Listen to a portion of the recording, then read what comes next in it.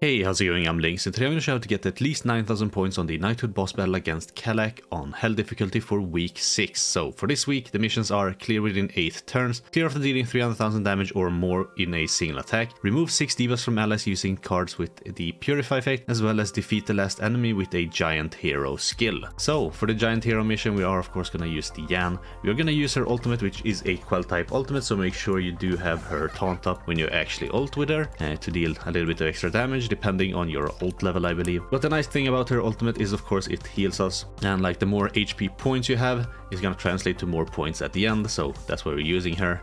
Tarmiel, of course, for his blue buff, if we can get it. He's also gonna be able to debuff the boss a little bit, and it's gonna give us just a little bit of score, but mainly for his all stat or basic stat increase passive, which is really nice as well, so that's why we're using him. Luda Margaret, of course, for the cleanse mission, because we're gonna have to use her blue card. Cleansing debuffs actually gives a lot of points, like I believe 60 points per debuff cleansed, so that's really nice. And if we can get like a gold card with her, that should be really nice. Although I did get a silver card when I got the 13.3k score. I did record the ending of it, I believe, but I'm probably not gonna show it to you because it's on my phone and I can't be arsed to like transfer it to my PC. Her passive is also nice, but it only increases Goddess allies basic stats by 8%, so up to 5 times, so up to 40%, which is still nice, but it's not gonna affect the end, right? And then of course we're running Goddess Liz here, or Light Liz.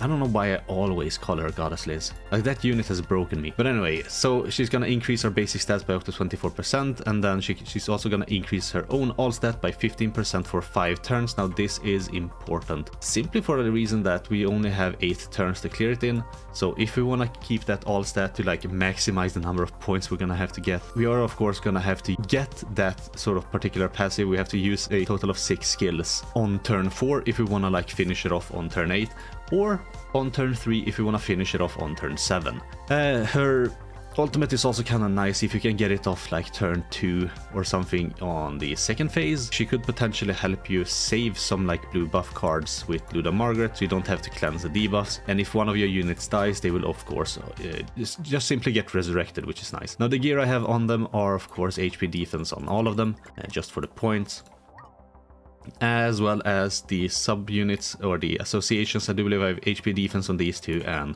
attack crit on these two. Meliodas could be HP defense, I think I changed that.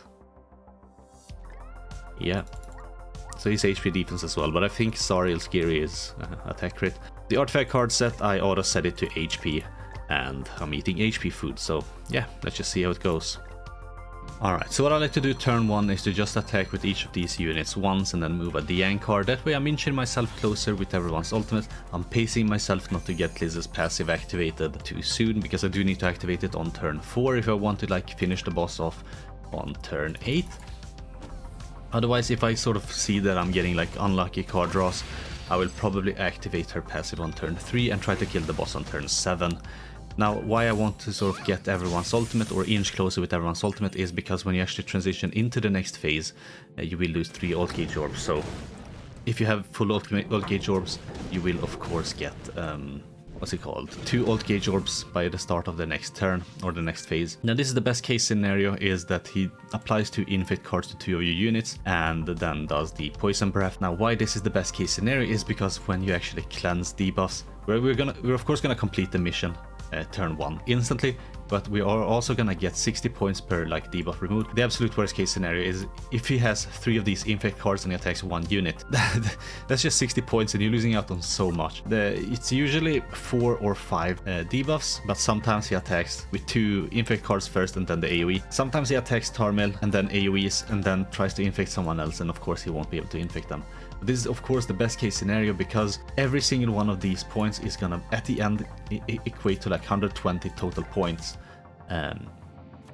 So here we're getting 120 points for each of the debuffs we remove, so times 6. We're also gonna inch our way closer with some ultimates here. I think I might as well just do it with all of them. That's probably not the best idea. But as it stands right now, oh, this might be good. Nah. So we're only getting an additional... Yeah, if we would have used that first, we would have gotten 120 additional points, but... Here, I think I'll actually just kill the boss by turn 7. I think that's what I'll do. We will have to kill this on turn 4. It is turn 3 at the moment. I'm probably not gonna wait an additional turn because I'm probably not gonna get enough ultimates. Like I can get Diane's ultimate, and if I use this, hold on, maybe I can get 2 ultimates. But will that be enough to kill the boss? Because the ultimates hit for like 350k. So it's probably not. Yeah, I'm not gonna bank on it. I'm just gonna play it safe. We'll do this with this. That should give Liz her passive this turn. And then we'll sort of attack the boss with as many attacks as we can for the next turn. Now we did get another one of these, that's good. Hopefully we can get like a gold merger with these. It looks unlikely, because usually you need it by turn, well, this turn I guess, to get at least a silver one and potentially even silver one plus a bronze one. But here I think I'll just attack like that. I will attack with 2 of these as well.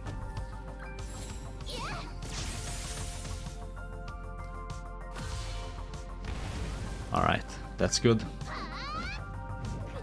And then I'm just gonna hope for some really nice mergers for next turn. Now Diane is the only one who's gonna retain 2 ult gauge orbs, everyone else is losing all of theirs. Here though we could get Liz's ult. That is something we can do, and I think that's what I'm gonna do. Because getting her ult, like if the boss happens to like focus down a unit, like really bully one single unit, that's of course gonna be really bad and they will kill them. But by doing this we can just revive them and it should be fine. Alright, is he gonna do an AoE? Oh. Yeah, he does co-destruct, that's right. So I'm not gonna cleanse this turn. It's turn 6 now, so by next turn I actually have to kill it, so we are gonna get her ultimate here. We're gonna use this, we're gonna use that, and I'm gonna attack with Tarmil, I guess. Otherwise, if I feel like I could maybe get a silver or gold merger without these cards, I think that's gonna like be better than Liz retaining her passive. Okay. There's a potential for a gold buff there. Although I will probably have to cleanse here. Yeah, it might not be worth it to keep Liz's passive up, but I will cleanse. That's what I'll do. I'll do this. Probably merge like this and attack with that as well. Tarmil might die, which should be fine. Like any one of my units dying, they should be resurrected with half their health, I believe. So, because my Liz ult is 6/6.